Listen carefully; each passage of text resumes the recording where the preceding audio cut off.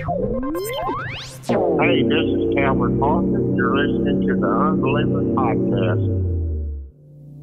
There were several groups. One of the principal ones was the reptilians from the Orion complex. Without any exaggeration, it was like being on fire inside. Rats were eating you up inside. This stuff was in my mouth. It felt like it was 500 degrees.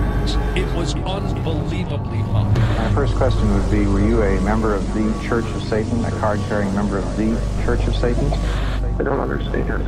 There's always an argument for everything. You know, just because somebody can fake something doesn't necessarily mean it's war, and we found a life form. And that's when I started shitting my pants. So for the person who called, I am carrying an alien. An alien baby, and we cover it right here, okay? Okay. Something is happening. What is it? That's the question. So do UFOs exist? It depends on what you mean exist. Monster Hunters! Unique and brave individuals who risk life and limb in pursuit of the most dangerous, cryptid, and paranormal creatures to ever possibly exist, maybe. This program has covered many of the more high-profile elite monster squads like AMPS, the Alaska Midnight Suns, Beast, the Bayou Enforcement Agency of Supernatural Threats, Turbs, the team investigating rods and people bobbers. But towering above them all, high in the Appalachian Mountain, one team reigns supreme in the basic cable monster hunting drama reality world, the Ames team of Mountain Monsters. Tonight, the Unbelievers return to the mountain to give the full breakdown on our buddies Huckleberry, Buck, and the gang's return to monsters in the wake of their leader Trapper's timely death. So hop in your side-by-side and watch out for that sheep squatch pee. It's time for Mountain Monsters, Wolves of West Virginia. Right here in the program, we continue to learn to unlearn everything you know. Hello and welcome to the Unbelievers Podcast. I'm Russ Ryan.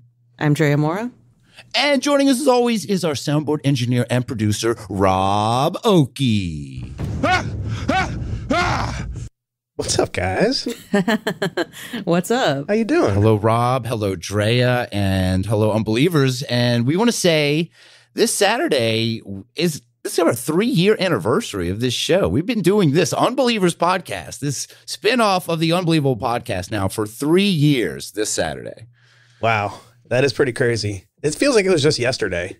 Yeah. It feels like we started really recently, but then when I think about it, it's like, wait, it kind of feels like this was 5 years ago that we started this.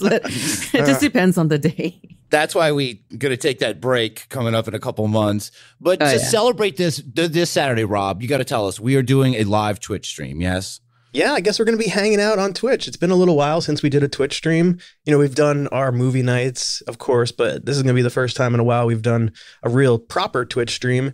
So I would say come and hang out with us. Twitch.tv/The Unbelievers Podcast. I think we're going to be getting on there sometime around maybe like 9 o'clock Eastern time on Saturday night. That is Saturday, the 13th of November. So if you are listening to this on Saturday, because I think this is probably coming out either Friday or Saturday. If you're listening, yes, we are posting about it, but come and join us, twitch.tv/The Unbelievers Podcast. Yes. We're going to be watching fun paranormal videos, right, Drea? Oh, yeah. It's not going to be boring. We're going to have fun guests and all kind of great stuff. So come and join us. But we got to get back to it. This is Spooktober is over. It's back to our normal fare of the fun, great paranormal stuff we all love. And we are going to go reunite. We're going back to the mountain tonight. Ooh, we haven't been there in a while. Oh, This is a big one. This is a big thing we're trying to do. So let's get into it now. It's the Wolves of West Virginia. When the oil stops, everything stops, nothing left in the fountain. Nobody wants paper money, son, so you just will stop counting. Can you break the horse? Can you light the fire? What's that? I beg your pardon. You best start thinking where your food comes from, and I hope you tend a good garden. Getting down on the mountain, getting down on the mountain. Don't wanna be around when the shit goes down. I'll be getting down on the mountain. Getting down on the mountain. Yes, that's what we're getting into. That was Cord Lund with his hit Getting Down on the Mountain. The Cord Lund, great artist.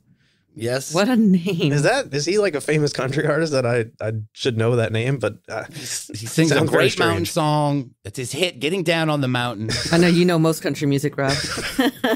It's hard to find music for the Mountain Monsters because tonight Yes, I said it. Tonight, we will be returning to one of our favorite cryptid-related reality drama programs on the Travel Channel. It is time that we, the Unbelievers Podcast, checked in on our old buddies, the Mountain Monsters. They're back. They're around. They're still here. And the last time we discussed the AIMS, the Appalachian Investigators of Mysterious Sightings team, it was after the passing of their beloved team leader, John Trapper Tice. Because earlier this year, the surviving Mountain Monsters returned to television with a new trapperless season of all new monster hunts and traps and everything you've come to expect. You got Huckleberry, Buck, the rest of those guys. They came back after the passing. Yes, him too. Wild Bill is still around. In this return, they have to deal with the passing of Trapper immediately, with the opening scene being the guys sitting around a campfire, pondering the future of the Mountain Monsters franchise in the wake of Trapper's untimely passing. It's been 7 weeks since Trapper passed away, and it still don't feel real. No, I still ain't accepted it. Hell, I thought he'd outlive all of us. I did too. When I heard the news that Trapper had passed away, it tore my soul loose. That man and me was like brothers. None of us seen this coming. I'm 64 years old now, and I don't care if I live to be 140. I'll never meet another man like Trapper Tice.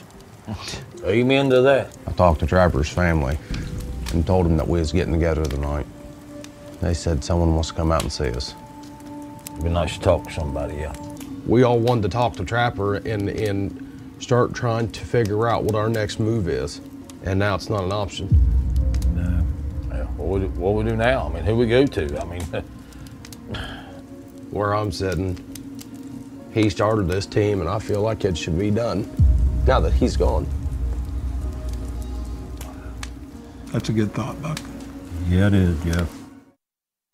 I can't believe it. They've given up already. I think the crew has to be really concerned right now. That's like 6 weeks of work that they were lined up to film this season of Mountain Monsters, and the first scene is, all right, the team's over. It's done. Yeah, I mean, that would really suck. I can't really put myself in that mindset with that. I mean, I can't disagree with, what was that, Buck saying that? Like, you know, he's gone, like the team's kind of over. Like, I would understand that point of view, you know? Yeah. This is the one time that they are truly endearing. I feel like the Mountain Monsters. This is they're actually being real. Let's start calling them the AIMS team. The AIMS team. I keep forgetting that that's what their name is. It's Mountain Monsters. I mean, come on, they're the Mountain Monsters. But like, this is definitely the realest I think that we've ever seen them on anything and on any sort of level. Yeah, definitely. And it's sad. Like it's sad that this is how we see them at their most real. Yeah. You know? It is just really sad. It is. It's really sad. It gets better though. They turn back to themselves because the visitors that they were talking about coming and visiting them, because they sound like very lonely. There was a sad moment where they did say, I wish someone would just come talk to us. So their prayers are answered when Trapper's daughter and granddaughter, they show up, and Clara, the granddaughter, she's wearing that iconic Trapper hat that we all know. And that entire scene was very sad. Everyone cried, including me. Yeah. It was a very touching moment. But things would get serious when Trapper's girls reveal that they have a gift for the boys from beyond the grave. They give them a note and a journal from Trapper himself. Here's what happens when this gift is handed to rookie and expert caller, our old friend Buck. Is it weird that it smells like him? I opened that paper, and the first thing I seen was Dear Team, and I realized what it was. He wrote that, knowing good and well he was leaving us. This is going to be hard to read. Dear Team, if you're reading this letter, I'm no longer above the sod. I've gone to where every man eventually goes to meet his maker. Wow. Now, I don't want any tears shed for me, and knowing you 5 sons of bitches, I doubt you will. Oh, boy. I don't know where your heads are at, but I want to make one thing crystal clear. Even though I'm gone, the AIMS team continues. Wow. This is not up for debate. Second, there's something I want to give you. This is something I've worked on my entire life. Every hunting, trapping, and tracking technique I've come upon and perfected can be found in these pages. This is my life in the woods, and now it's yours. Use it wisely. That leather notebook, it's Trapper's. It's his life work of everything he encountered in the woods. Boy. And he left it as a guide for our team to use. For another season. Yes, they are back. It is required that they be a team. And this is the setup for an entire season of Mountain Monsters. This is the hunt for Trapper's cryptid gold. Amazing. I love that it's not up for debate. Like, oh man, I'm like, what if some of them wanted to retire? Right? Yeah, I was like, fuck. Jeff is sick. Trapper's over here literally keeping all of his information in a trapper, which I feel like is a little bit, it's like too on point. But also his artwork that he's like, they open it up and they show what he's drawing in there. It is like amazingly good. This man, he could have just drawn diagrams and stuff for a living. It was the calligraphy, that penmanship. A calligraphy artist, this man Trapper. Who would have known? This journal looked like a prop, though. It looked like a very new-looking Necronomicon. How dare you? It looked like a Necronomicon that the face was just about to come out. But some it was very stains to make it look old and weathered. I'm not going to take away from his art, though. Yeah, it was amazing. Like, he put banners around the headlines of each page. It's like, he really got it. He drew jars for no reason. Anyway, I hate to say it, but I really think that the whole reason why Trapper, why they did this is because they knew Trapper would be cool with it. Because Trapper, he was down for so much bullshit while he was alive and on the show. I feel like, wait, do you think that he wrote that letter, or do you think that they wrote that letter for him for the show? I honestly think that their writers wrote that letter for him. And that Trapper, before he died, was just like, whatever y'all want to do, just have fun with it. And because that's how all of their episodes are so batshit off the wall that I have a feeling he was probably the ringleader of most of that craziness that happens on this show. Oh, yeah. Well, and he saved a little thing. He knew he was sick, so he's like, just give me a journal. I'll draw a season. Yeah. Okay. So here they are. They're now faced with this newly revealed journal of Trapper wisdom, this Trapper keeper of wisdom, as Rob likes it. And the boys look inside to face their upcoming destiny. For every destination, there's a right and a wrong path. John Tice, 1972. Wow. It's a pathfinder. This is his whole life's knowledge. It's just everything he's done. Look at this. He's got traps in here. He's got baiting methods, tracking methods. Wow. Everything. I start going through this journal, and it's nothing short of incredible. Pages upon pages and sketches of traps, tracking methods, which baits to use. Everything that Trapper ever learned about the outdoors is right here in this book. Buck, what was that last thing he said in that letter? Take a look at my journal, and when you're ready, go to the blue marker and take it from there. So what do we do? There's the blue marker. Right there sticking out the top. You guys ready? Hell yeah. Open her up and let's have a look-see at her. What's it say, Buck? The Wolves of West Virginia. Whoa! The Wolves of West Virginia. You said it at the same time as him. I know. I planned that. But not just that. So this is what it is all leading to, this thing called the Wolves of West Virginia. But not just that. He's got baiting methods. Rob, you like a good baiting method, right? I guess so. I mean, tried and true. All of Trapper's baiting methods are in here. All of them. And Drea, also, it has traps. Oh, he's got good. Play soundboard 1. Trapper was ahead of his time, because if in the 70s, he's filling his journal with pages upon pages and sketches of traps. I mean, I have no problem with anyone being into traps. He could have made a killing on DeviantArt or something. He could done commission work, play it again. What's he doing in his journal that they found? Pages upon pages and sketches of traps.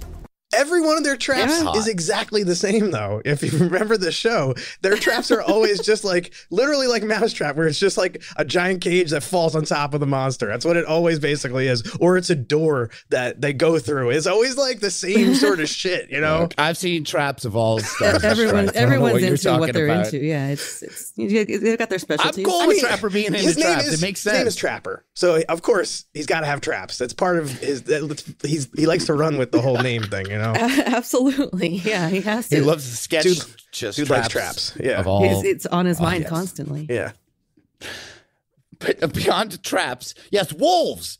These guys hunt monsters, right? The mountain monsters. But this is about wolves. Why would we give a shit about wolves? Well, here is Buck channeling his best Elijah Henderson to tell us why. Bounty.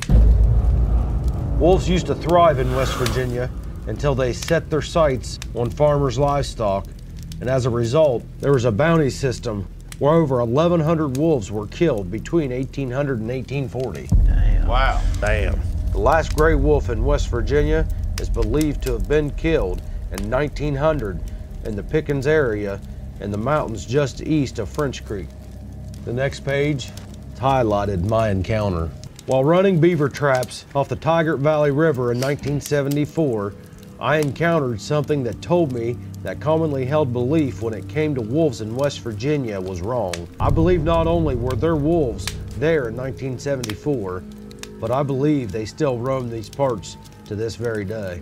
If you can get deep into the hidden hollers off the Tigert Valley River, you can come face to face with the wolves of West Virginia.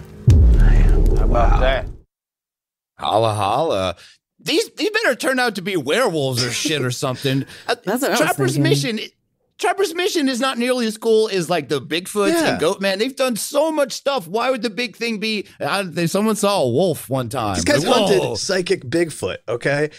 Now they were possessed by psychic Bigfoot. How do you go from hunting psychic Bigfoot to just hunting a normal wolf? It's just it's like you're called mountain monsters, you're hunting monsters and cryptids, and then this big whole secret thing that he's revealing posthumously is just freaking wolves. Yeah, the hype build up, not scary, leading to it doesn't pay off when they introduce what the blue marker signifies. You're like, oh, this is going to be like a big ass Bigfoot. This is going to be like it's going to be like monster foot. This is going to be like a it's special one. This is going to be the king of the Bigfoots. And not just normal wolves that he looked for one time when he wasn't sketching traps in his trapper keeper. But they do, speaking of hype, they do get us hype because you remember earlier all that talk about the Ames team disbanding. They're going to stop you right there. I'm fired up, buddy. Hell yeah. Oh, yeah, that's all we needed. Yeah. Let's go on a hunt. Trapper's letter and his journal is exactly what this team needed. Let's get her. We're back as a team, and we're back on the hunt. My God, I think it's time for us to go wolf hunting. What do you say? Hell yeah. Let's get absolutely. Yeah. Get in here, come on. We're headed to the Tigert Valley on a mission from Trapper. This one's from Trapper. Trapper, guy. To prove that there are wolves in West Virginia. 1, 2, 3.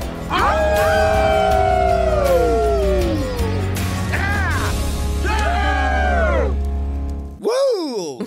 Look, they're back. They're fired up. Man, they make those Alaska Monster guys sound like rank amateurs when they were trying to cheer like that. Yeah, seriously, man. My dog got excited when he heard all that howling going on. But place number 2, there's a couple things that I love in this. It's counting and sound effects together. 1, 2, 3.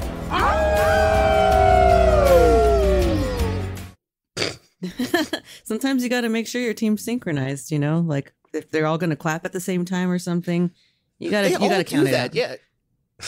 You're right. The Alaska Monsters, I think, did it. I don't know if Monsters Underground. They seem like a very divisive these guys, team. We'll have to get back to these them guys take too. it to a whole nother level with the hell yes and the yeehaws. There's always they always throw little things in and you're just like, all right, like tone it down a little bit. because it's a drinking game and they know.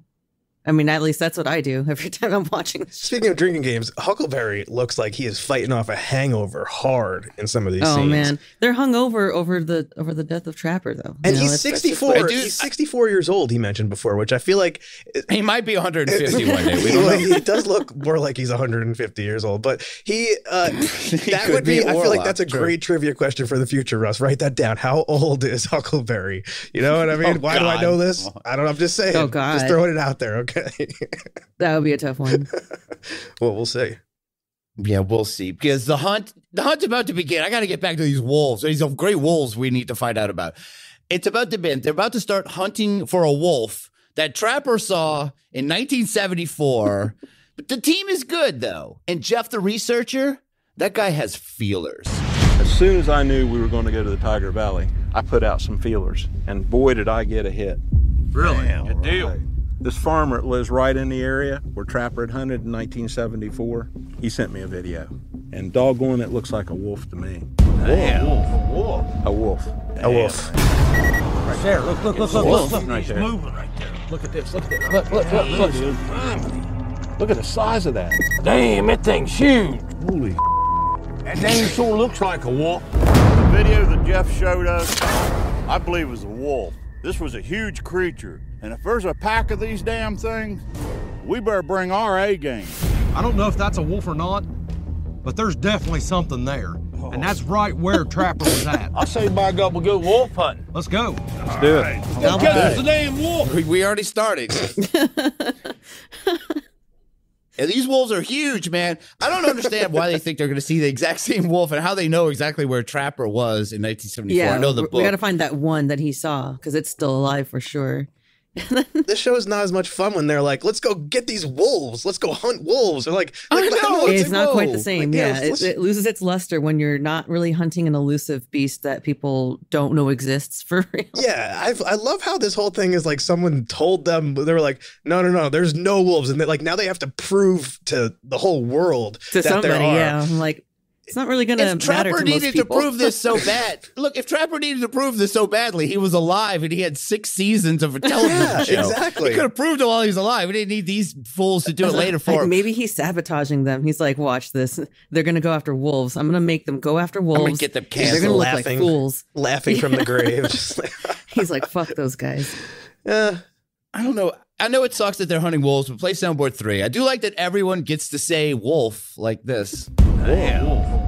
A wolf. Damn. Has anybody explained to them what a wolf is? They don't sound like they know. This is about wolves.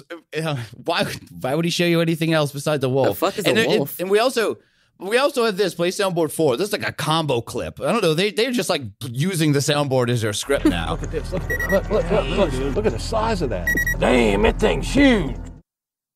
Look at the size of that. And look at that mouth. These shows, man. But the team is back now. But there's also like this power vacuum amongst the remaining members. Like, who's going to take the reins of this team? Could Huckleberry maybe take over? Maybe Jeff uses his feelers to take control. He's got feelers. He's got all kind of contacts. But no, not either of them. Not the people we like. Well, we like him too. It's former rookie Buck, who has now stepped up to the leadership position. And with that responsibility, he gets to drive the truck during that all-important driving around joke scene that is in every episode. It's essential to an episode for sure. Essential scene where the writers get some just great jokes in every episode. And the empty seat that was formerly occupied by Buck is now filled by Wild Bill. He's that trap guy who he wasn't really much a featured player before, right, Trey? Yeah. He was not on the show. No, that he much. was kind of just one of those like intermittent every now and then. I couldn't even remember who his name was before. He would scream hoorah and he would build useless things. I would right? always get him confused because I thought he was Trapper when we first started watching the show because he's the one always building the traps. So I was like, it don't make sense that he would be Trapper, but he's not. It's, of course, Wild Bill, as we've learned over the years. And I'm pretty sure Wild Bill has sort of... I've seen him in real life, too. He was at Mothman in 2017, and I saw him walking up down the street. I was like, hey, it's Wild Bill. I'm pretty sure he has kind of gained a bit of a following. I think his appearances on this show, he's gotten more and more popular as the show has gone on because his star is rising. The comic relief. Okay. I mean, he's the butt of a lot of jokes on this show. If you'll start to see. Let's not get ahead of ourselves because now Wild Bill, he has been elevated to truck scene worthy, and he immediately becomes the butt of all these just great jokes. Oh yeah, this is Trapper's first hunt. This is like we are going back in time to 1974. Back when Bill had hair. Yeah. Nice slicker back, look at Elvis. Bill, I always love it whenever you ride with us. Oh, I do you know too, that? huh? We have a good time. Oh, yeah. Makes a day lighten up, huh? The only problem with it is you guys ever notice that it smells just a little different in my truck when Bill's riding with us? Yes, I have. Do what? I can't quite put my finger on it if it's the overuse of cologne. I think there might be a tad of goat piss in there. Really? I'm serious. Goat piss. So wait, is that a goat pee reference? Is that a reference to Trapper being peed on that one time? You even opened with that clip, Rob, right? Just one drop or two fell on my face. Yeah. Oh, yeah. Sheep squatch. Yeah. It might be. Men's I think fragrance. they might be calling back to a previous episode there. But just also, why would they say Wild Bill I think smells maybe he just now? smells like piss. I think it's just that simple, maybe. Oh. Yeah, it's really not that hard to imagine. Yeah, he probably, uses all the cologne to cover up the piss. I was going to that he say, can't wash out. is it the cologne because he just smells too good then? He's wearing like too much cologne? No. Oh, you've been around people who put on like too much fragrance, Yeah. right? It's like nauseating sometimes. Usually that's to hide the bad smell. Like if there's, Yes. He just got some musk on or something. Maybe I'm not defending the guy. at I least don't it's really not like Sex Wild Panther. Bill. Well, maybe he put on the cologne to hide the goat piss smell Right, that he just yeah. naturally smells like. So that would now kind it's of, just this weird mixture. I Like, think we figured it out. We don't know. We'll never know. Because, all right. But the boys, they follow the lead that was given to them by Jeff's feelers. Remember those feelers yeah. are always out there. And it takes them to a cattle farm owned by a man named Don. And I nominate this clip for the Unbelievers Pod Best Sound Designed 2021. Farmer Don has a whole pot full of cattle here on his farm. Shit, Glad what? to meet you. Good to meet you, sir. He knows everything there is to know about cows. Jeff showed us the video you took. Oh, yeah. Now, where did that happen at? Down on the creek down below here. What was you doing out there? I just seen the cows was riled up and had to take a walk down there and check things out to see what was going on. If something happens to my cattle, then I'm out of business. It could have been real dangerous for you. It could have been, yeah. Wow. When you went down there and you went into the woods, did you pick up any footprints?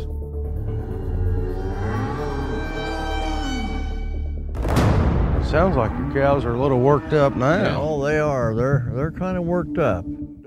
These cows are about to cow, and they don't even get to interview that Farmer Don guy because there are wolves, I think, in this farm. And did you hear? I love the sound here. Play soundboard 5. Do you hear how the music tried to match the fearful mooing of Farmer Don's cow? Oh, it's like goes. Oh, great clip. And also, guys, you got to help me out here. Play soundboard 6. This is way more important. What is Huckleberry saying? Farmer Don has a whole pot full of cattle here on his farm. Oh, yeah, that's a good question. That's a really good question. It's a whole fuck pot? Well, yeah, when I was watching it, Yeah. it looked like he said fuck pot. I think he said shit But pot. Rob, you thought shit pot. You thought shit pot immediately. Shit That might pot have would to be make this more week's sense, poll. but yeah, sometimes when they get worked up, they say all kinds of weird things that don't really Never exist. heard either one of those things ever used before, though. You've never used a shit pot It's before? pot, Rob? not fuck pot. That's definitely not Oh. fuck pot. I don't even know what that would be. It's we definitely love something pot, you yeah. can't say on the Travel Channel. So we don't know. We'll have to figure out what kind of pot that might be the poll. What does Farmer Don have a pot of cows? What is that? Is it a fuck pot, a shit pot?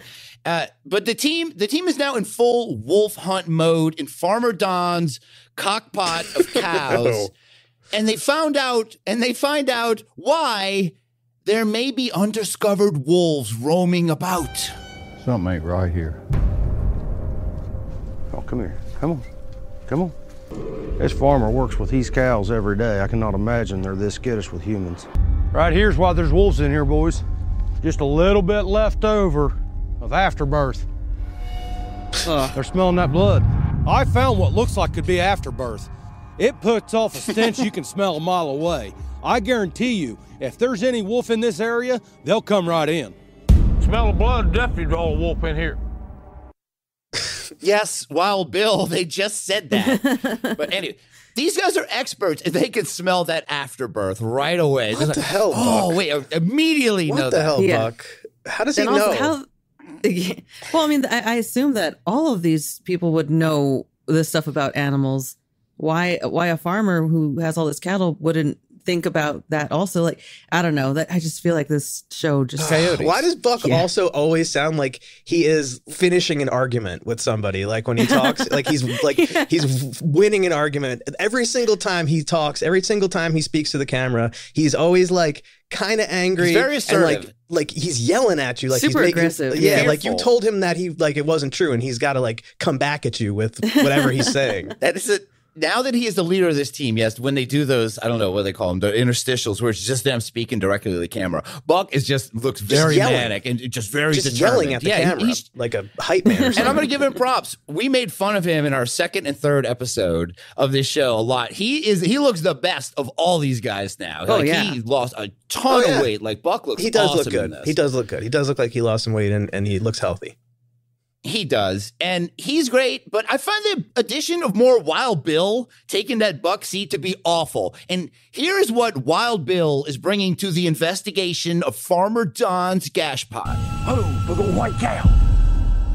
Got a couple big heifers over here. I'm watching this roof, too. Damn thing can pounce down on top of us. Damn. Damn cow just tried to French kiss me. I am a married man. Keep your lips down away from where they're feeding at. I'm standing there. This cow tries to French kiss me. Apparently she's looking for some action. I ain't got kissed by a heifer like that in a long time. It's like he found a way to make a stupid but fun show just stupid with his segments like that. Way more cringy, way more forced. Maybe the cringiest thing we've ever played on the show, possibly. Yeah, I think. I mean, because also, I don't think that cow's face was anywhere near his face. It like licked his boot or something. Yeah, I'm pretty sure. Yeah, they were standing in like a barn. I didn't even see the cow was turning the cow, doing the cow. Pointing guns at all these animals running through this farm, running around this barn. They were pointing guns at everything. The animals don't know what's going on. And they're outside with the cows. The cows are freaking out because they got flashlights on them in the middle of the night. Usually they're sleeping at this time. And there's a bunch of fucking crazy guys with beards running around in their pit, yelling at them. Like, why are these cows so riled These guys up? are really skittish. Yeah, no shit, dude. You guys. I'm slipping in afterbirth everywhere. These cows are just dropping calves as they see these guys are freaking out. That's why they're so Poor skittish, cows, man. Leave them alone. Yeah, they need to get away from them. They're also skittish too, because the idea that wolves is the cause of this incident is totally terrifying for these guys. So they decide to just call it a night. Farmer Don said that if we followed the creek down that way, that'd take us right to where he shot that video. We don't need to go pushing in there. If there's a wolf here, pushing? There's wolves, not just one. You're exactly right. I don't think it's worth risking tonight. No. Will, you got anything over there? It's all clear over here. Just a bunch of cows. All right, we're coming around. Oh yeah, Willie is here too, the very much ignored member who should have taken Wild Bill's spot. Yeah, is this guy Willie. He's the other trap guy. I think he's not annoying at all. He's playing the. I like him. Yeah, he knows to kind of lay low, and then he won't be made fun of and make an ass of himself. So he's doing it. If I don't play this clip right now, I think someone's going to probably write in hate mail. So I just better play it right now. We went out to check the cows. We had some cows that were about to calve. I don't know how I got this far into the segment without doing We got a follow-up. Play soundboard 7 because we got Slick Willie. It's all clear over here. Just a bunch of cows. Thank you, Willie. Yeah. Yes. The cows, they're just here. We can leave now. And after a very dumb scene of Wild Bill showing the team a stuffed beaver, they get to the business of making this wolf trap.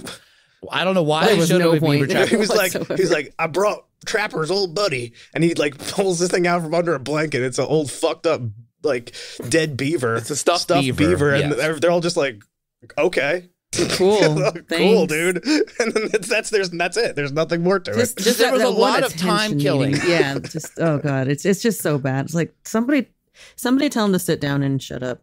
Yeah. Well, he was bad. He actually had to go back to doing what he actually does and build a trap, because every episode of this is building a trap to trap something. And this trap they build, it looks just like every other trap. It's called something like the double steel cage twin tower. It sounds like some kind of wrestling event. The thing they made. It looks like a cage match. It does look like you could have a cage match inside of it. It's pretty. Could be that's fun. pretty accurate. Yes. Yeah. A very painful one. Yes, it's all very harsh. But while Bill and Willie, they're doing that, the rest of the guys, they go on a night wolf hunt. Guys, just think, Trapper may have walked this exact same trail. Oh, hell yeah. We could be stepping in his footprints. Hey, look here. Right there's some beaver, son. Look at that. Yes, it is. That's not real fresh, but what he's done is he's chewed this tree down, and he took and used this to make his dam. Beavers? That's not a bad find. No, That shows there's sign of beaver. I mean, they was plentiful back then. Right here, Buck. Look how it's bellied out right here. What's this? Holy. Whoa. Daggone. What is that? Look at that bone right there. What would have dug that out like that? Is that hair right here? Sure look like it. That's a kill site right there. All of a sudden, Jeff points out what looks like a canine kill. That's a rib bone right there. There's old bones, some brown hair. It looks like a beaver may have been killed right here. Guys, I think Trapper was right. This very well could come from a wolf. What happened to the monster? Now these guys are just regular ass beaver hunters? It's like, I know Trapper, he was all about trapping and slaying the beef back in the day, but I guess it's important to set up some wolf action. They have to be very excited about. Could you believe it, Drea? They were walking in the very woods that Trapper might have walked in. No shit. It's almost like he was never part of their team, and they haven't walked with him plenty of other woods. Yeah, they've been on hours of television. Like, wow, I can't believe I'm walking where this Trapper guy once was. I feel so close to Trapper right now. It did feel kind of cheap, and that felt a little weird. Like that they had to like make sure that they included that.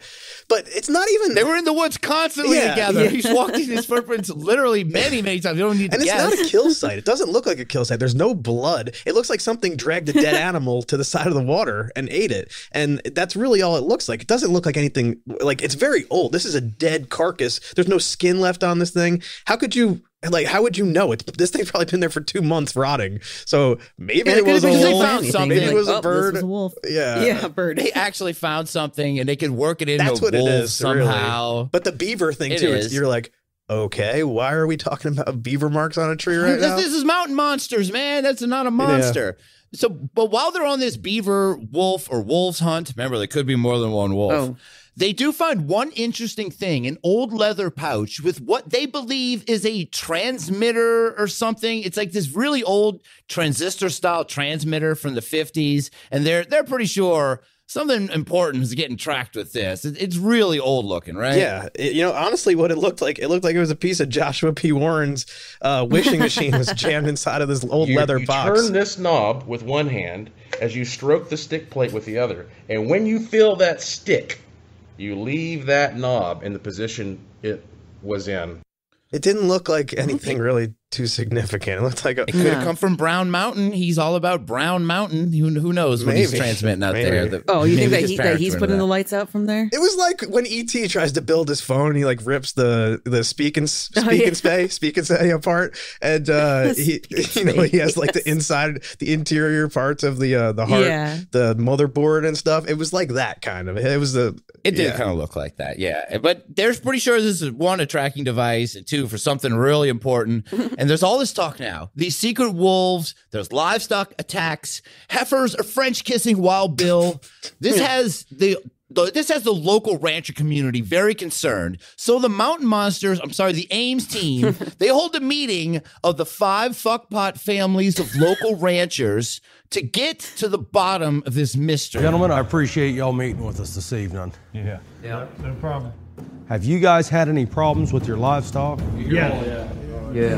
We'll lose 2-3 calves a year, and we'll find the carcass where something's killed them. Especially when the snow's deep and the calves can't run through the deep snow, and they just get right on and they're done. Let me ask you this. Have you guys had much problems with coyotes? That's what we keep being told, is coyotes. All the people in this country right now are losing calves to what they say is coyotes. They aren't coyotes. They're way too big to be a coyote. Well, today we found what looks like to us is an old tracking collar. Go ahead and look it over. That's really interesting. So what do you think that's for? I've done some research on this, and I believe that's a tracking transmitter off of a wolf. In the 1960s, scientists were putting these on wolves to track them. And I believe these wolves may have migrated into this area, right here in the Tiger Valley. So you think that's what's getting our cattle in? I think that's what's getting your cattle. Yeah, these farmers, they agree with the monster boys. They don't think it's coyotes. And I really like this scene because they have these guys, the representative of the 5 families of these ranchers, they're just lined up in a barn. It seemed very official for the mountain monsters, the guys who like smell like afterbirth and goat pee standing in there with them. Yeah. It was like this mini town hall meeting, but just these guys, but just standing, no chairs. In the back of like a landscaping garage. It's like a landscaping company's garage or something. Looks so uncomfortable. It's like, at least give them some coffee, some donuts.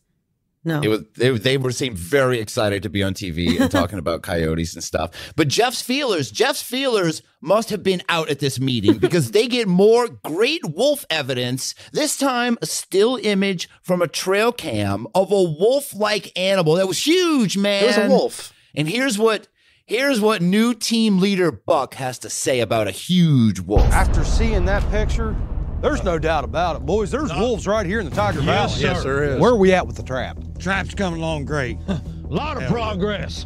Here's my big concern. Is it going to be able to hold more than one? Oh, yes. Oh, hell yes. Good deal. Yeah. I have a feeling we're going to prove Trapper right. We're going to catch the wolves of West Virginia. Yes, hell yeah. The next step, William and Bill need to finish that trap. Let's go, guys. And we need to get on the hunt. We've got wolves to catch. If there's 2, I'll guarantee you there's a whole pack of them. Oh, yeah. It's time for us to make history and to prove that Trapper was right. If there's one thing about this team, you can say they're very agreeable. They agree on everything. I've never seen any dissent of, oh, hell yeah, he said something, that's an idea, let's do it. Even if they're kind of hesitant about it, they're just like, yeah, hell yeah, brother.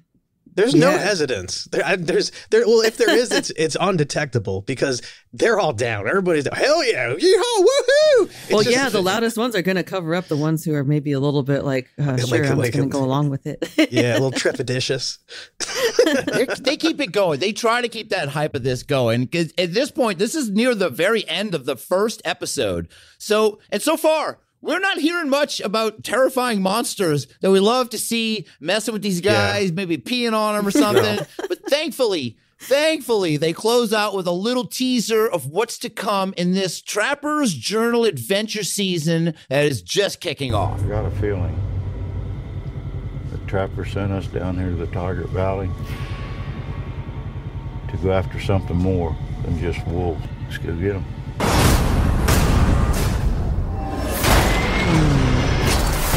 This season on Mountain Monsters.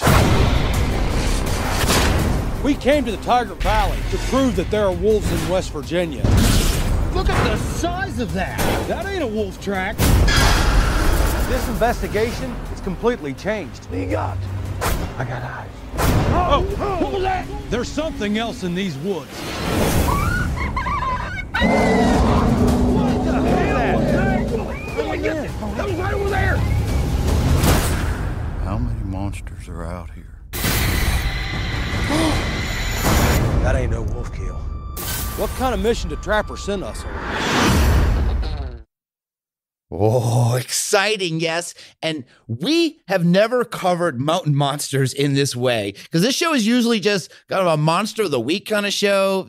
I know they've done it occasionally, but it's usually not an overarching theme, at least of the episodes we've covered. But this time, we are going to cover this whole season. This Trapper journey is too much to pass up. We are going along for the journey. And that's it for the first episode. But we're going to skip forward a little bit in this because Drea, episode 2 and 3 is pretty much filler episodes. You'd say that, right? All recap. There was no new information, really. It was just, if anything, it was like Rob brought up before, where they like, oh, why the hell are they bringing up a stuffed beaver? Like, no reason. Just a bunch of extra shit. And I'm sure there was plenty of like this. I'm a wet huckleberry. Hell yeah! Just a lot of hell yeah. You'd like to think so. Oh yeah, there's just a lot of hell yeah. Yeah, there's gotta be. What it did though, the formula is that they are following this journal. So episode 2, they followed this, they turn the page, and there's another page of the journal, beautifully drawn. And this one was titled Burying the Bone. You know, I mean, this guy's drawing traps, he's burying bones, like a lot of sexual stuff in his thing. Where they use, you'll like this, Rob, there is a patented Trapper baiting technique called Burying the Bone. That is a baiting technique of his. And everything in the journal, yes. And, you know, we talked about the beaver slaying. Now we've got burying the bone. Yeah.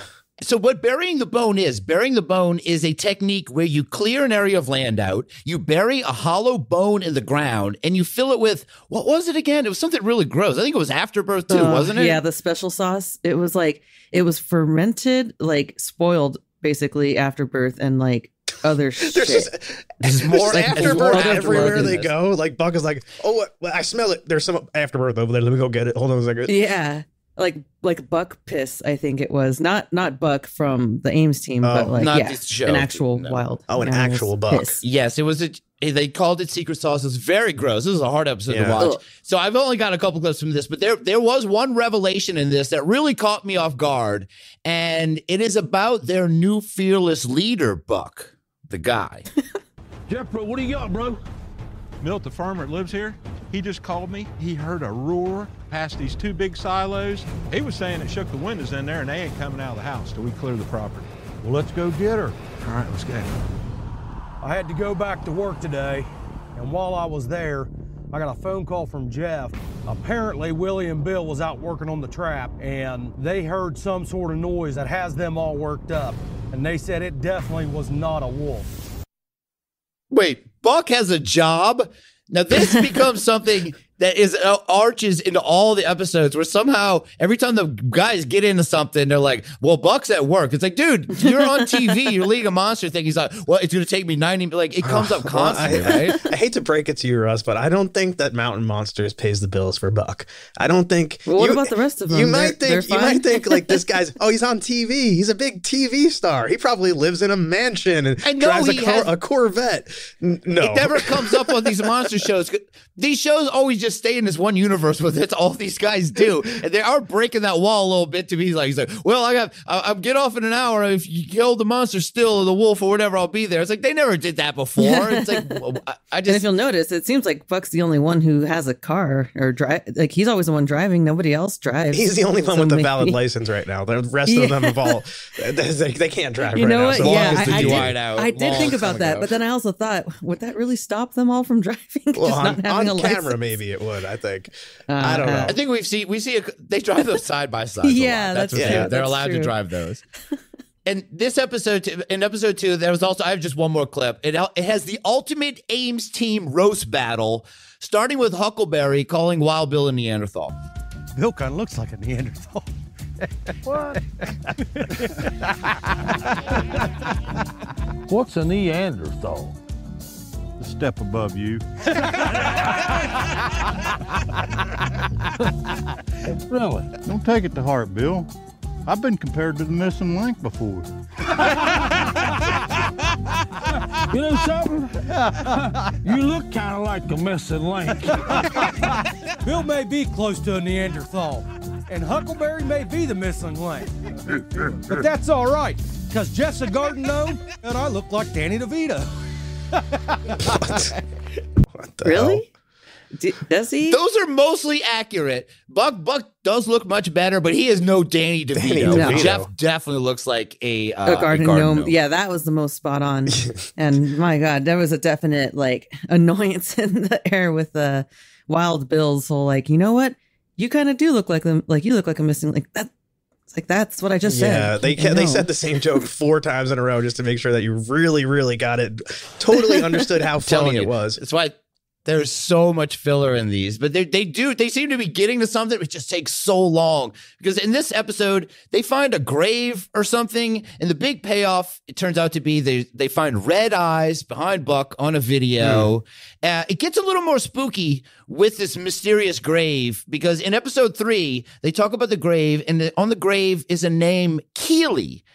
And Jeff puts his feelers out. He does a little research. He finds out that this grave is not of a person, that this grave was of a dog that was buried as a protector for a family burial ground. That there was a tradition of burying the family dog alive to protect you. You're telling me that there was a fucking... Carrying a dead dog. There was a dead dog? Yes.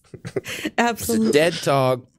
and that this dog is seen as a big black dog with red eyes. So we're getting there already. It's not just regular wolves. This is some red-eyed dogs. They buried some family buried a dead dog, a Ted dog. And now it's back as a giant, I don't know, a big, they call them Grims. That's what they call them this, right, Trey? Yeah. I guess it's like any animal that you bury in that sense is called one. I guess it's the name of a protector. I never heard of that before. Interesting. Okay. Yeah. Still not a monster. Still not a monster, though. It's just a dog. Kind of, though. The fact that it seems like it's come back from beyond, it's like a zombie dog. Yeah, so that's got this kind of like eerie, kind of supernatural feel to it now. Cemetery. It's ghost dog. Yeah, it's ghost dog for sure. Grims are ghost dog. And the big payoff, too, is also that Buck thinks he hit this ghost dog with his car. So he gets very excited about that. Other than that, this episode is totally skippable. Almost half the episode of episode 3 is they spent hunting. They are hunting a lot in this for the wolves. And they find out what turns out to be just a regular dog, a very cute and nice dog. They spent about 30 minutes of this show looking for, and it was a great dog. The way they act when they go hunting for these wolves in the woods, they are like the guys from Predator. Like when when Predator is taking them out one by one, and they're like all looking down the scopes of their guns. They literally look like that. Like there's one shot where they show Huckleberry looking down the scope of this like AR-15 or something, and I'm just like, this show is fucking crazy. What is going on right now? The show is absolutely insane, and it does start to ramp up when they get to episode 4. So we have a few clips from episode 4. We are going to do this. This is going to end up being a 2-parter. We're going to cover this whole journey of Trapper's Journal. But Drea, I know you have some clips from episode 4, and let's talk about it. Yeah. This, I wasn't expecting it to take yes, it ramps up, but of course it takes forever to do so. But yeah, some weird shit happened. Like, the first thing that you notice, for one, is like it becomes a little bit more comfortable in the truck scenes because they're back in a truck. For a while in the previous episodes, they were like crammed into this really tiny Toyota that they kept blocking out the logo of, but we knew what it was. I think it was Buck's work car. There is a car in this. For some reason, they get the 5 biggest men on television, who are usually in a truck, and usually there's only 4 of them. They put them in this tiny little Buick sedan, and it becomes, of course, great fodder, big guys in a little car, it's a clown just so car. gross and uncomfortable because you know that they're all like, they have to smell at that point. They smell like goat piss. We already know that. They smell like, at least one of them smells like goat piss because they're always touching afterbirth. They're pouring it into things, but they're so crammed in there. They're like, what was it? I think Huckleberry he was like at his wit's end with Buck pressing his seat back, but that's the exciting shit that was going on in episodes 2 and 3. So they always make Huckleberry sit in the back seat, which is funny. Like they make him sit behind the passenger, and everybody knows that's always, if you're a big guy, or especially this dude, 64-year-old man. They're all big guys. Yeah, that's the thing. They're all big guys. 7 feet tall, 64 years old, and he's squeezing in the back seat of this car. He's always getting those checks, man. He's a big time TV guy. That's some of the sacrifices. They're trying to make this look like a clown car deal. They're making it sillier than ever. But now, thankfully, they're back in what they think they called a hillbilly limousine. So everyone's feeling a lot better. I was feeling better. But unfortunately, Buck has to go back to work. So that means, Russ, your favorite guy is going to be taking over and heading the next field investigation. Buck has to go back to work? Like, I told you, this is a theme. Buck is I didn't know constantly he was go back to missing his the job. show because of work, though. That's what I'm saying, how weird it is that it's even mentioned in the show. I assume that Huckleberry works in some kind of, I don't know, corpse factory or something. I don't know They what he probably does. have like better, different hours. But no, Buck seems to be working during the day, at nights too. We don't know what he does. Really? I don't know. I would say maybe he's like... sells hot sauce or something. I don't know. What do you think he would do for a living, a guy like that? I feel like... Sell like hot maybe, sauce. Yeah, that is a good... I feel like it works at like a Home Depot or something. Okay, I'd like that too. I feel like for some reason, I get the impression that he's like a fireman or something along those lines. I don't know. I don't think he'd be doing this show. I think he'd be called like Mountain Fireman if that were the case. He's a manly man. Maybe he would have a whole nother show. He's very manly, Buck. You know, his name is Buck. So he'd also probably be like a lot more trim, like a lot quicker. He'd be like ripped by now. He was a fireman. Yeah, okay. But Jeremy Leonard's a fireman. Anyway, where are you going with this? I love I was trying to. So, like I said, so Buck's at work now, and so now, Wild Bill's going to be heading the next field investigation. No one's looking forward to this except for Bill, and he tries his best to get the team pumped up. He's got this cool new idea, but the response is just not the best. Okay, gentlemen. We come here to Taggart Valley. on a mission for our big brass team leader, Trapper, to prove there's wolves in West Virginia. Right? Yeah. Yes, sir. And we know they're here. Oh, yes, hell we yeah. do. Hell yes. But Hell yeah. what the hell else is here? That's the $1 million question we're looking for. Anyway, I was leaping through Trapper's Journal. Month of January, February, and March is canine mating season. Yeah, I didn't know that. I come up with an idea. Predator calling. Huh? Yeah. How about that? If we do a call, that big ass canine, he gonna be looking for some action. Oh, yeah, he is, bud. Here come old Mr. Canine just trotting in, looking for a girlfriend. Canine love. What is going on? Yeah. I mean, it's like he's just kind of scrambling here. He's just trying to get anything to get these guys enthused and, you know, on his page. He's trying to be entertaining. I think that's what he's doing. He's trying to be entertaining. I'm going to call it now. We're covering this whole season because I think this is going to be the final season of Mountain Monsters. I think Wild Bill is putting nails in the coffin of this show. And you heard it there. If he's leading the team, if Buck has to go back and whatever he's doing, sell hot sauce at Home Depot, that's so important that he's going to ruin the show because Buck does kind of bring it a little. I hate Ghost Wild Adventures Bill. is on season 26 right now, okay? But Zach is still there. I'm just saying, there's hope for these guys. If Ghost Adventures... Wild Bill is no Zach. These guys seem to have a pretty decent Zach following. He does kind of tend to say some ridiculous stuff. Zach does. I'm not sure if he's ever said anything quite as bad as Soundboard 8, though. Looking for a girlfriend. Canine love. This is a weird. I don't want to think bestiality. You know, it's he's gonna bad, fuck a dog. right? Is that what he's talking about? He's gonna fuck a dog. Sounds like That's what you don't want to sounds hear like. that shit out of context. Everybody looks I hate worried. that clip. That's the worst. Looking for a girlfriend. Canine love. Who elected Wild Bill to give the monologue at the beginning of this? He's the only guy. The production team. He literally talks like he has 6 marbles jammed in his cheeks when he talks.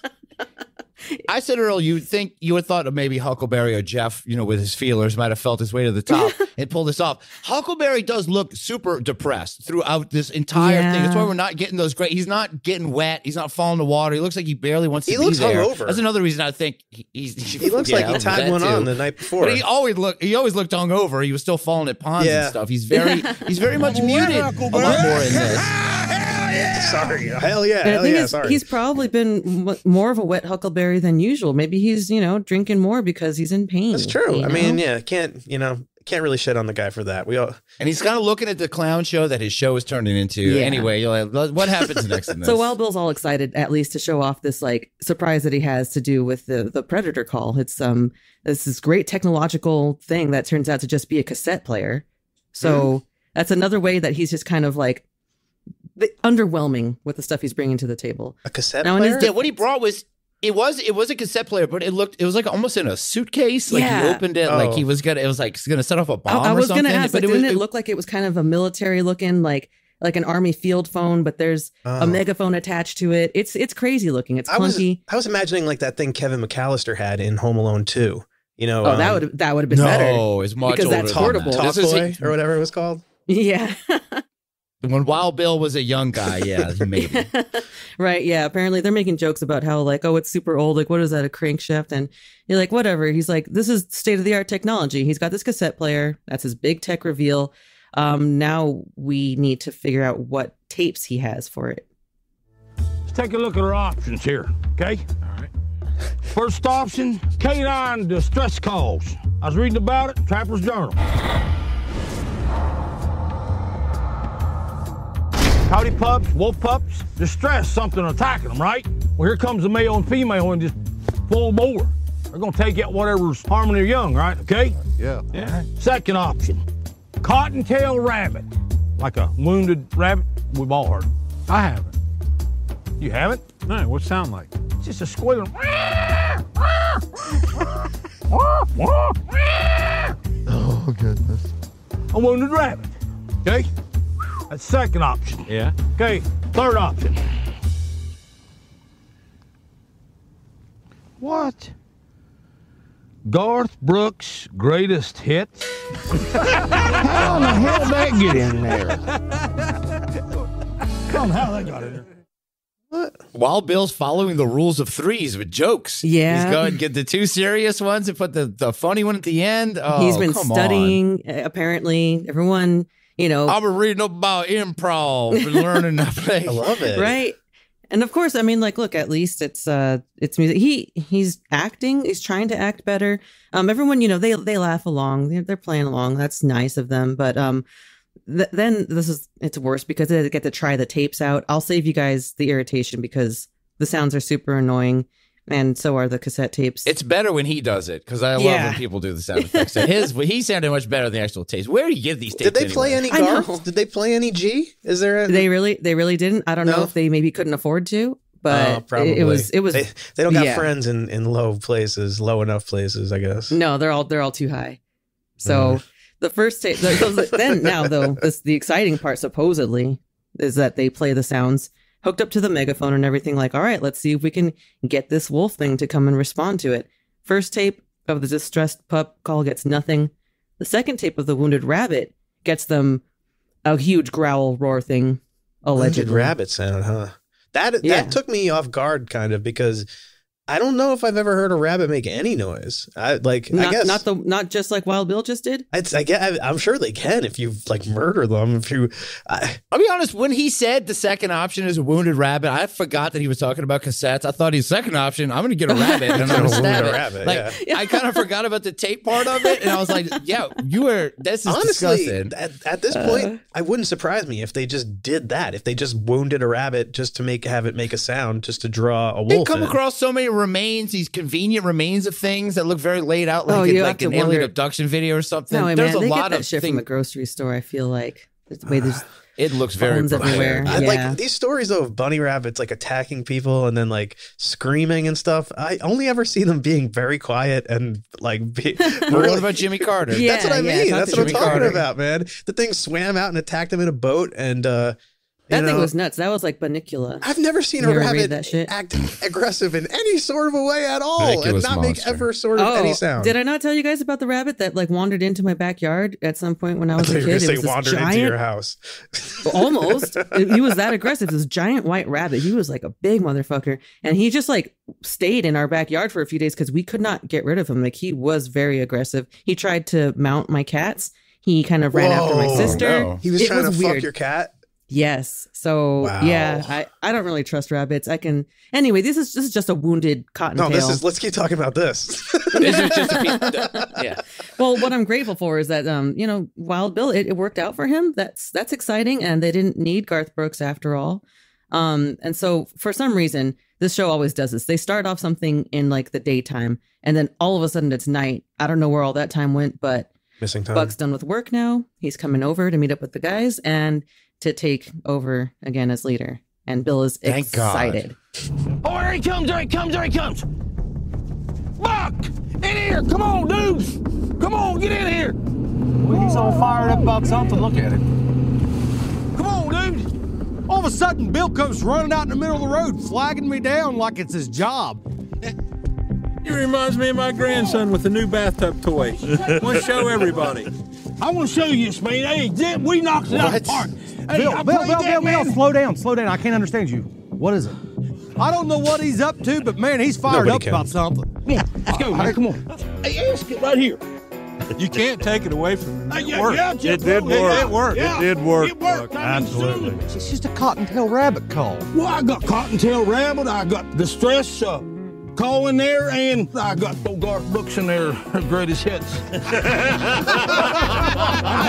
We're doing this again? He had to bring it up. I'm telling you, buddy, this is right here is top notch, dude. This ain't worth this way. It did. It really did. Yeah, no. How long ago did you guys get a response? About 25 minutes ago, right before dark. Where was it at? Right back over there. Right there. Well, I guess we're heading that way. Bill, grab your shotgun. You guys weaponed up? You got the thermal? Yep, got it right here, boss. Yeah. Guys, you need to cut the lights. We need to go to IR. Let's go. Uh-oh. Yeah. it got serious. Finally, a leader's here. Yes. And that guy's billed as the Marine and stuff, Wild Bill. I don't know why he had to take over in the first place, but yeah, he's just so excited. Oh, God, finally, please take over. Yeah, take over. Business Buck is back in charge. Are you guys feeling better about that? Did they forget that they just made the Garth Brooks joke 5 minutes ago? Literally 5 minutes ago. No, I think they were trying to forget Buck it. didn't hear it. Yeah. Buck didn't hear the joke. He didn't care. They're like, one more time. Buck's like, yeah. Anyway, back to the right. Yeah, and that's just such a palpable, like, oh man, this guy, like, Bill's trying too hard and Buck's trying to kind of be nice about it. He's like, anyway, business time. So they've got Jeff on the thermal cameras, and this is where they finally notice something really weird. There's something else out here in this country, too. I can't tell you what it is yet, but I know it's got a set of lungs on it. This bitch can scream. Relax. We're good? No, we're not. Keep them weapons up. See that tree leaning like that? Look at it. There's something glowing up the side of it. Let's go check it out. I see it. Be careful. Easy does, Go easy does. easy, guys, go easy. What do you got? You see that leaning tree right there? It's just glowing on here. Dude, check this out. Looks like it's wet. Damn, that's wet as hell. Look at that, Buck. Smell it, Bill. Use the super sniffer. That's definitely canine piss. Wow. We get down to that tree, and there's no doubt about it.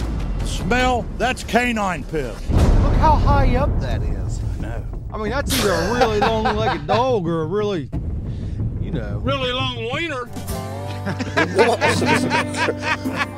Whoa. Yeah, so... this is like a supercut clip right there. There was so much stuff in there that, again, like soundboards are... Episode 4 ramped it up. That was just, there was it did so ramp much it up. to It finally smell. And yeah, so much to smell. But it's really high in the tree. So how are they smelling it if it's up in the tree so high? I would say it's about 5 feet off the ground at the highest point. Oh. Which is still kind of incredibly high when you think about it, So they're like, yeah. They've gotten pissed on from trees many times. They are constantly on the lookout for people. It's a constant theme. You learn your lesson. And oh my God, if you guys could see the thermal image too, it's ridiculous. Everything's in purples and everything dark because it's cold. And then the glowing part, it's just this bright yellow, ridiculously large yellow. I mean, once that happens to you, you never forget. You'd think that they would be a little bit more cautious about being around piss, right? Yeah. So, yeah. I mean... That's a black flag for them. They know that there's something afoot. They're like, all right, we're finally getting into it. We can ramp up. Maybe we can finish this episode. That's true. Yeah, so this ridiculously large section of pea-soaked tree that's so high off the ground as it is, they're a little bit more concerned now about the size of this alleged wolf thing. But they've still... Or it's wiener. Yeah, and big wiener. They're thinking a little bit too much about the wolf wiener. At least Wild Bill is. Wild Bill, he's talking about... Play the clip before? Yeah, what is it? Soundboard 8? Yeah. Looking for my girlfriend. Canine love. I'm just glad you didn't clip Huckleberry saying a really big wiener, because I know that people would just make us play it constantly. Probably. Yeah. I thought about it. And then I thought better of it. Thank you. Because, I mean, there's still... Oh, trust me. Don't thank me yet. Because they haven't found an actual wolf yet, but they're about to find the next best thing. Oh, wow. What do you got, Buck? Guys, you need to see this. This log is huge. Big, hollow, anything could hide in it. Dude, check this out. Look at it. Look at it. It looks like it goes up probably 40 or 50 feet. Damn, that's a hell of a hole. There could easily be something up in there. Easily. Easily. That hole? The hot dog in a hallway. Yeah, come on. Yeah, about that hole. Yeah. Yeah. What about that? I mean, what's the first thing you would do when you find a huge hole out in the wilderness? Put my finger in it. Duh. Oh yeah. Yeah. No, these guys run inside it. Yeah. Isn't it Jeff the shove your friends into the hole, run up inside the hole yourself? No. I think it's Willie. Willie makes a fast break into this hole. He sees this giant log, this giant thing that they get very excited about. They make everything so weirdly mind. Sexual. Yeah. The journal's kind of weirdly sexual with burying the bone, and he's drawing traps it depends all the time. If it's, and there's a man-sized hole in the nest. If it's a man-sized hole, then you can do that. But I was just imagining a little hole. I wasn't. No, it was man-sized. This is a hole. Willie ran into this hole. It was huge, man. Oh, it's the very first thing that Buck thinks of, and Willie is down for it. All right. Damn. That's a hell of a hole. How adventurous you feeling? I know what you're thinking. I'm down. I've had this Whatever conversation the hell's before. in that hole, I'm bringing it out of there. You bring him out and I'll skin his ass. I don't think that's very smart of Brother Willie, crawling back of that damn log. It's about time we figure out what the hell it is. You gotta have a set of damn kahunas on him, big as damn coconuts. You guys got my back, right? What? Thick and thin. It ain't your back you got to worry about, Willie. It's your head. You got a hell of a set of gonads on you, brother. If I holler, you grab them big gonads and jerk my ass out of here. What? You got her, bud. What? Grab my gonads and jerk my ass out of here? What did you just say? I think that they're just in so much turmoil. I think their brains are all kind of scrambled over the loss of Trapper that they are just, I don't know. Sometimes sadness makes people horny, and these guys will not stop with the genital references each other, and the jumping in holes, the traps, the piss. everything. These guys. Dogs. These guys are freaks, man. Mountain freaks. It's That nuts. was maybe the dirtiest thing we've ever played on the entire show. That's why I said don't thank me yet.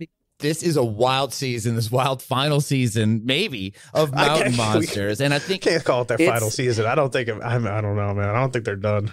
It's getting there. I think they're changing their demographic. They're changing their target market up. They have. But, I mean, I'm kind of here for it. It's kind of really funny. Who is their target market, you think? I feel like it's kind of us. Yeah. I don't know. I feel like they're from the jokes, it feels like it's like 55-year-old dads. That's like their target market because that's fair. The dad jokes are out of control. I'm so glad that you guys skipped most of the dad jokes. Well, what about Soundboard 10? If I holler, you grab them big gonads and jerk my ass out of here. You got her, bud.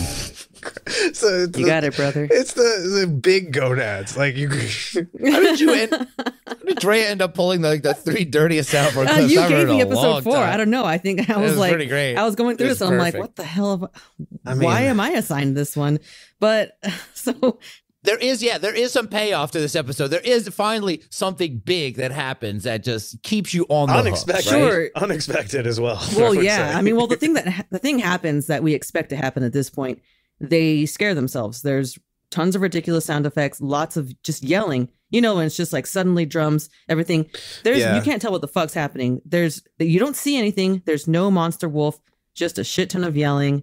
And the growls that are added in. There's more sound effects, I feel like, than there ever has been on the show. Like, I feel like they gave the sound effects guy a raise or something. He's putting in so much work. I want to see this guy's lab when he's doing this show. He's got like the bongos on one side, and he's got like the synthesizer arpeggiator on the other side. He's like. He's got that theremin that can match a moo like all these perfectly. like car crash sound effects that he just throws in randomly to just scare the shit out of you. They have like a bunch of jump scares in these episodes. And not to mention the fact that like the mixing on it, if you're listening to the show on headphones, holy crap, are like the monster sounds right in your ears and the guys sound far away. I'm like, oh, how did you guys get a microphone on the wolf? That's What's the deal with the jump scare things that they do where like they'll just play a really loud sound effect and they all go like, oh my God. And then they cut to a commercial and then they come back and then they never show what scared them. It's like that's what I'm saying. It's they build it up. There was just this big moment of them being scared. No monster wolf, nothing. So then they all just decide to follow it in the direction that nobody saw it go because nobody saw it, and they run until they reach a barbed wire fence, which they will not cross because the one thing Ames' team does not do is trespass. Yeah, but I mean. And barbed wire is not very safe. I mean, I mean, you think they would have the tools to get past it. It's like, how badly do you want to see Trapper's dream through to fruition? Can you imagine Huckleberry's beard stuck in a barbed wire fence? Like, I'm a stuck Huckleberry. You'd have to cut it, like when you get bubble gum in your hair. Like, oh no, Stuckleberry. Have you gotten bubble gum in your hair before, Rob? When I was a little kid, I think once or twice maybe, but I just feel like that's always a problem. People always get bubble gum in their hair. Yeah, me too. At least like twice a year it happens to me. I know. Yeah. But the Ames team, they do respect local law. They do stay out of they respect what they said, another man's property. Yeah. So what they end up doing is, because I think Huckleberry had recently twisted his knee in previous episodes, and then it kind of started bothering him again. So they separate a little bit. Buck goes on to find, he tries to find a sign with the property owner's info, and then they reconvene. We know we need to get down over that hill where that creature busted out of that log. You can see where he busted out through the bottom right here. But first, start her up, pull it forward up. We need to get permission from that landowner. on, Jarhead. We got your ride out of here, brother. Right now, we need to get Huck out of here. Right there, Bill. He needs all the leg room he can get. His knee's busted, the and he helicopter's can hardly coming. walk. Y'all in? Yeah, we're in. Let's go, Willie. Let's get the hell out of here. All right, hold on. Let's get back to base camp. I tell you, Willie, you're lucky to even be with us, brother. Oh, buddy, I'm telling you. I thought you was getting your face hit off, dude. It scared the living daylights out of me. I think I took the wrong turn down there. I really feel like we're on the wrong path, Willie. Well, maybe I should have took that left back here. I think this is why I drive. I just have to swing back up around, then we'll take this other trail out. Whoa, what's that? Whoa! What in the hell is that? Cool. What is that? Holy hell!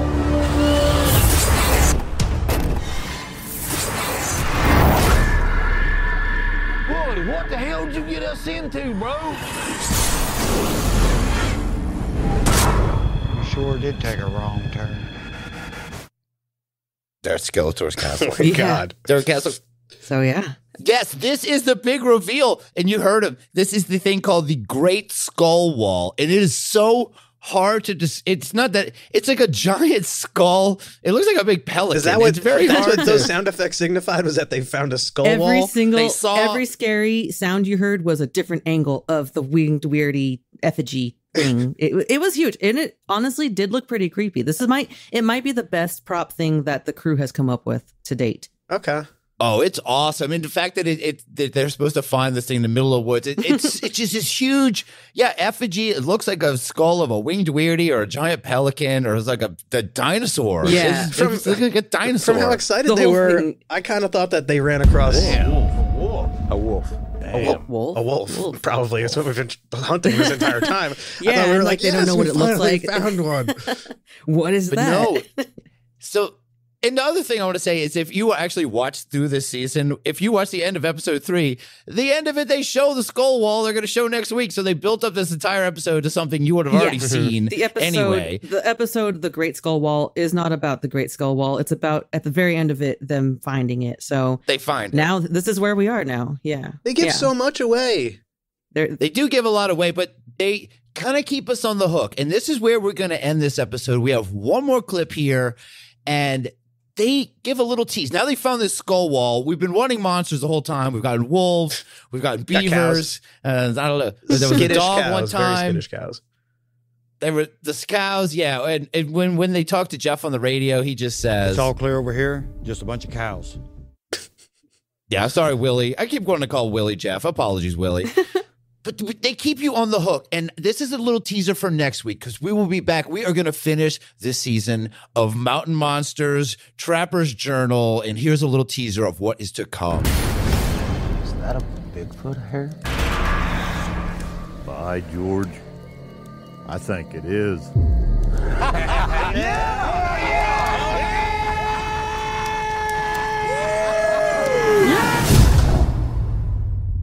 Holy shit. That was intense. Holy shit, a Bigfoot hair. That was a pubic hair. Let's be real. It might just end up being cat. It looked like Huckleberry reached into his pants, pulled out pubic hair, and just held it in front of them all. It was like, look at it, the Bigfoot hair. They had to amp it up if they forgot they were on a monster show. And they finally give you a tease at the midpoint of the season that, yes, there will be monsters. Bigfoot might be there. Maybe Mothman. Who knows? Sheep Squatch might show up again. I'm hoping the whole gang is back. Sheep Squatch. I want Sheep Squatch to come back. Please do. And yeah, so that's what we're going to be looking forward to next week. Are you guys getting excited for this, Drea? Oh, I'm going to stay excited. Are you kidding me? I'm amped. What should the poll be? Should it be, what is he saying? Was it which pot? What kind of pot of cattle is he had? Is that a good poll? Sorry, I had to hit you with the Sheep Squatch. You know. Yeah, Sheep Squatch. I remember him. I'm down for a yes or no poll of is Wild Bill into dogs? Okay, that could be a good question. As what it was, we'll have to we'll figure out what the question is. We'll have to workshop it a little bit. We'll workshop the question. You'll find out. It may be. You'll find out. You'll find out. And you'll love it. And that's it. Let's get out of here for now. Evening when the wolves come out, I'm a gloomy soul and I hear them howl in my head.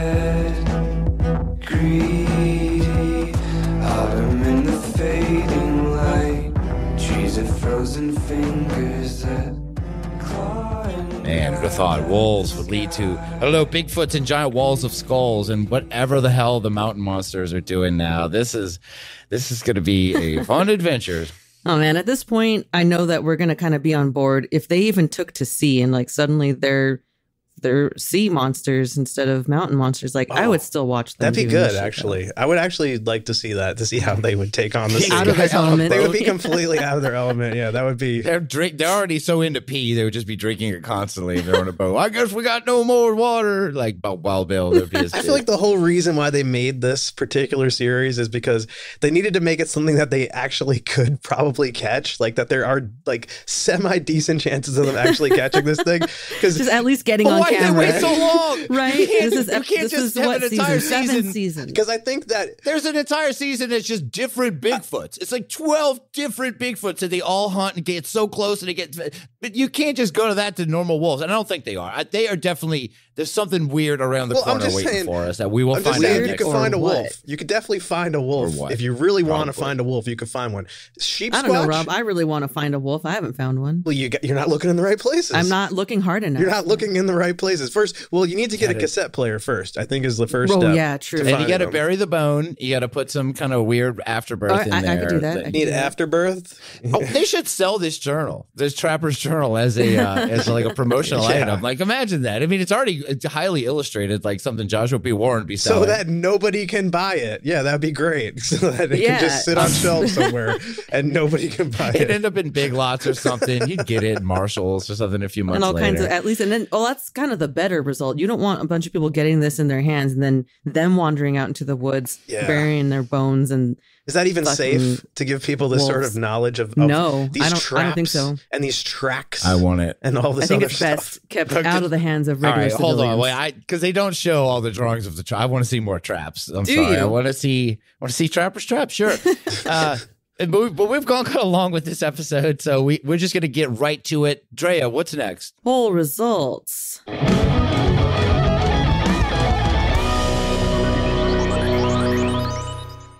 This week's poll, what's the spookiest Halloween story? And the choices were Death Cab for Gooey, The Bachelor, Segrove, Cowboy Hotel, and other. I'm going to ask you, Drea, what do you think the Unbelievers said? Just because of the name alone, Death Cab for Gooey. All right. How about you, Rob? I guess maybe because I'm a little bit biased on this one, I got to go with the Cowboy Hotel. I was pretty creeped out by that. I creeped myself out. You guys both lost because with 22% of the vote, The Bachelor, Segrove all right. There you go. ran away with it. Death Cab for Gooey came in second. No votes for Cowboy Hotel. Shoot a miss. That's cool. But of course, there are others. What's the spookiest Halloween story? That time Zach smelled a fart. Cap Can Crunch 66. Oh, that's his sign off. Cap Can Crunch 66. Okay. Yeah, so he's talking about. We love that. You didn't toot, did you? No. Did you smell it? Yeah, we smelled it. Thank you, Cap Cam Crunch 66. What's the spookiest Halloween story? Hey, Miss Gooey, I got your Beeble right here in my pants, Falamata. Don't worry, baby. It's not fucking English. Signed, with love, Bradley. Hey, Miss Gooey Gooey. Okay, I get it. All right, I remember Beeble. It was so English, so it was so hot gooey, but even it had kind of but in love Falamatas. Falamata. Okay, that's what it was. That's what I wasn't saying correctly. He had a Falamata on there. But he also threw in a Beeble. I think that was... Wo bist mein Beeble? Huh? Oh, yeah, the Beeble. Of course, yeah, Thank you, Bradley. Mm-hmm. What's the spookiest Halloween story? I was driving out near the quarry one time. I didn't like it. Signed, Harley Warren. And yeah, shout out to the great song last week, too. Hell yeah. That was so great. Yes, thank you, Mike Richardson. And thank you, Harley Warren. What's the spookiest Halloween story? One Halloween, I dressed as Freddy Krueger. My dad dressed as himself. Signed, Scared of My Dad Guy. Yes, I was hoping that's who it was. Thank you, Scared of My Dad Guy. What's the spookiest Halloween story? Pumpkins weren't the only things that got their guts rearranged on Halloween night. My bladder's busted, man. Signed, The Machinist. You shouldn't use that hole for that. I like that one because we get to hear this. Bladder is busted, man. I got up to go to the bathroom and it was pitch black.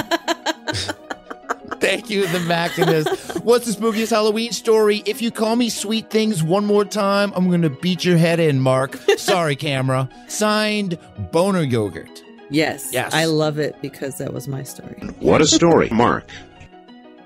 Thank you, Boner Yogurt. What's the spookiest Halloween story? Halloween 69, the very large straight-on hard-on of Michael Myers, starring Violet Monroe. Signed, who else? Straight-on hard-on. Sorry, I didn't mean to cut you off with the hard-on. No, it's fine. It's perfect. Drea, who do you think that was? I'm sorry, I need to hear it again. A very large, straight-on hard-on. You need to hear that again, or you need to hear their whole response thing. Of course. It was, of course, he's talking about Violet Monroe. That's Corrupted Mask. Thank you, Corrupted Mask. I knew I was missing details. Violet. What's the scariest Halloween, spookiest Halloween story? It's like a disheveled man who smells of alcohol watched Girls Gone Rumspringa. Woo Shiny Beeble. Thank you, Dr. Beebles. Signed, Blue Box UFO. I like a lot of new ones going on there. Thank you, Blue Box UFO. A disheveled-looking man who smells of alcohol. And I mean, just because you're bringing up Rumspringa, I need to bring Owen Wilson back in here. Are you on Rumspringa right now? I've heard it's really crazy. Girls like you do some really wild stuff. Can't help but just imagine him in Wedding Crashers. Trying to pick up an Amish girl now. Well, God bless you, Blue Box UFO. And also... God bless you, Dr. Beeper. Forgot about that guy. Classic. What's the spookiest Halloween story? The story of the Rococo style that embellished the building. Because we'd be like, what happened? What happened? What happened? What happened? Ross, I hope you did the echo. Signed, Unbeliever Carol. Thank you, Unbeliever Carol. Of course, we have to know what. Play the clip. What happened? All right. What's the spookiest Halloween story? Night of the Living Bobbits. Signed, Missing My Link. Thank you, Missing My Link. What's the spookiest Halloween story? Isn't Lorna Petersheen Dutch for Lorna Dick Polish? I was thinking that too. I didn't want to say it. Signed K. Mill. Peter Shine. Okay. Yeah. I was going to make the joke and say she must be very popular because she knows how to make your Peter shine, but I'm glad that's, you know what, that was a good one. You should have said. K. Mill's doing it, so it's all good. K. Mill's doing the hard work for us. Thank you, K. Mill. I don't know podcast. Doing it always. What's the spookiest Halloween story? The one where that guy did the thing with that thing in that one movie. Signed, Destin. I do remember that. What's the spookiest Halloween story? He said, there's rods on your tape. I said, you don't tell me I am free. This is you to leave. Signed, the Wombat Preservationist. That's the final one. The final one's I gotta give him the clip. I gotta give him the clip, man. He wants sure. He asked for. Asked for. You don't tell me I am free. This is you will leave. I would have totally forgotten that context, so thank you. Wombat Preservationist, much like Corrupted Mass, bringing his large straight-on, hard-on back in. I love that this is how these clips stay around. And there's one I want to say, because K-Bill had that Lorna Petersheen, just give me that P-Buggy once, please. Vestige van Unbelievers. Yeah.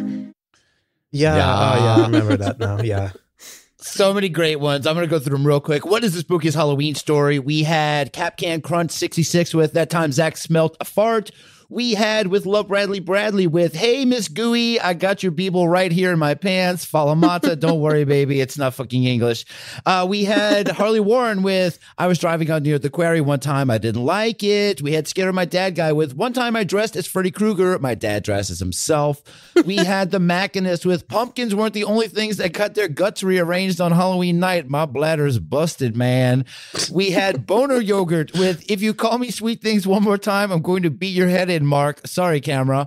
We had Corrupted Mask with Halloween 69, the very large straight-on hard-on of Michael Myers, starring Violet Monroe. We had Blue Box UFO with It's Like a Disheveled Man Who Smells of Alcohol. Watch Girls Gone Rumspringa. Wo shine it, Beeble. Thank you, Dr. Beebles. Okay, thank you, Blue Box UFO. We had Missing My Link with Night of the Living Bobbits. We had K Mill with Isn't Lorna Penishin Dutch for Lorna Dick Polish. We had Destin with the one where that guy did the thing in that one movie. And finally, the Wombat Preservationist with, he said, there's Roger in your tape. I said, you don't tell me I am free. This is you to leave. So many great ones. I'm going to ask you, Drea Mora, who do you think won this week's poll? I think I'm going to go with Blue Box UFO. You liked Blue Box UFO? I like this a lot too. With the, it's like a disheveled man who smells of alcohol, wanted Girls Gone Rumspringa, which you people. How about you, Rob? Who do you like? Let's see. I think it was Kate Mills was pretty funny because I know we're kind of like on the same page with that joke. So good. I kind of got to give it to him, I guess. Oh, you like K Mill? So it's between K Mill and Blue Box UFO. Ooh. Oh man, as much as I don't know, it did great when K Mill and yeah, thank you so much. Pick your own rest. Go for it. I can pick my own. Yeah, no, I really like the last one. I like the last one a lot too. I was like a fight between like what the guy was like. Yeah. You got Roz in your team, and he was like, you won't tell me where you won't. You go. Or whatever. All right, fine. If congratulations, play those two clips back to back because there's rods on your tape. Of course. And of course, the rebuttal being, you don't tell me I am free. This is you leave. All right. Okay. With that, congratulations, the Wombat Preservationist. You just won this week's poll results.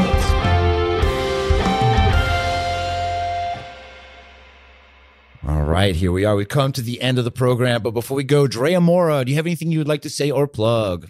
UnbelievableSanta@gmail.com. Gift exchange. It's not Thanksgiving yet. You can't get mad at me because I'm trying to save myself this year, the stress. So sign up if you want to be part of the Unbelievers gift exchange. Yes. Yes, please sign up for the gift exchange. It is open now, and we want to get a lot of people in there this year. How about you, Rob? What do you have to plug? I'm going to plug our Instagram.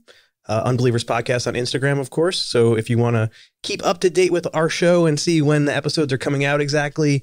And also, we always put a poll reminder up there. So if you want to get involved in poll results and you always forget, follow our Instagram and we will remind you to get your poll results in, basically. Good call. So, yeah, follow that stuff. And I'm plugging the 3-year anniversary of this show, Saturday night live Twitch stream that we will be doing. If you're hearing this on a Saturday or maybe a late on a Friday, we don't know when this is coming out. We hope this is coming out, but Saturday night on Twitch, 9 p.m. Eastern. Go check it out. Please come hang out. It's going to be a lot of fun. We're going to watch a lot of fun videos. There's a whole chat. You guys can talk to us. You can ask us questions live. We'll respond to you, come hang out. Bring gifts. Bring gifts. The Unbelievers Podcast hosts today were Drea Mora and me, Russ Ryan. Our producer and soundboard engineer is Rob Oakey. You can go get our tarot cards at unbelievablepodcards.com. You can join our Patreon by going to patreon.com/unbelieverspodcast. You can follow the show on Twitter at unbelieverspod and Instagram at Unbelievers Podcast. Our Facebook group is the Unbelievable Podcast Network. And check out our merch store at TeePublic. There's a link in the description. I think there's a Huckleberry shirt still there, right? Oh, yeah. It's kind of yeah. It's sick. I have one. If you're in that gift exchange, get someone a wet Huckleberry shirt. They're going to love it. Hell yeah. Hell yeah. Wait. I'm a wet Huckleberry. Hell yeah. Hell yeah. Buy that shirt. Hell yeah. Hell yeah. And thank you so much to our patrons, the Ominous Clouds, Chris Porteous, Robert Farrington, Kyle Wilson, Dominic Shealy, Lid Vicious, Linnea Surte, Fabian Art Muffin, Nick Marshall, Ramiro, Sam Schvoval, Creepy Little Book, Johnny Knott, Sandy and Deborah Foles, Cade Bote, Chris Stroker, Jeffrey Hartsuff, Luis Payon, 8-Bit Melody, Jenny Dyer, Christopher Balderrama, David Egelhoff, JT Spranklin, Vic Voss, Little BB, Dr. Hortega, Tyler Ventura, Adam Dvorak, Corrupted Mass, Michael Phillips, Carol Valley, Manny, MQ Ultra, CJP, Braden Hitt, Raymond Ruel, Todd X, Christopher Benici, The Moon, that judgy Moon, Mike Henry, Bryce Kronenberg Jr., Don Bright, Shanna Frigno, Tom O'Connor, Donna Bance, Jenna Stevens, Kat KS, and Jason Kelly, Mike, Brian Ashton, Michael Armenta, the Wombat Preservationist. Our music advisor is Pandora3373. Our official composer and theme song creator is Unbeliever A.A. Ron, a.k.a. Aaron Shill. Go follow him on Instagram at the Aaron Shill. Our official graphic designer and card maker who designed our logo and designed all our great thumbnails. We got a great one for this episode with Trapper's Journal with a wolf coming out of it. Check out his work at pravencreative.com. Creative on Twitter and Project Raven Creative on Instagram. Our official Baby Yoda publicist is Pam Z. Our official Unbeliever listening between the stations for a message from Art Bell is Scott E. Our official Hazmat Lou is Hazmat Lou. Our official Unbeliever without a title is Nicholas Aristavi. Our official Unbeliever raising Puckwudgies is Joe Filler. Our official Big Island Paranormal Friendly Weatherman is Green Finnog. Our official Resident Sagittarius is Anton. Our official Madman's Unbeliever Adam. Our official Mothman Enthusiast is Michael Shields. Our official Unbelievers MUFON Inside Man is Chris DeMarias. Our official Unbeliever peacefully eating a hamburger is Michelle Durham, who is changing minds on Patreon on the Tournament of SOS. Great job with that, Michelle. Our official Unbelievers Time Traveler is Taylor Nelson. Our official Ghost Hunter is Amelia Childs in Ghost Hunting in New England. And our official Senior European Correspondent is Kay Mill of the I Don't Know podcast. Our official Guardian of the Bench is at Kraken Stacker. Our official Alien Bopper is Nunchuck Bob. And this week's Unbeliever focus is Casey Duncan, who recently discovered my long-forgotten Rod Champ Tumblr page that I had. I had no idea it was even still there. Okay. Not messed around there in a long time. Interesting. Casey was surprised that all I had there was pages upon pages and sketches of traps. Good night. Senior year is gonna rule.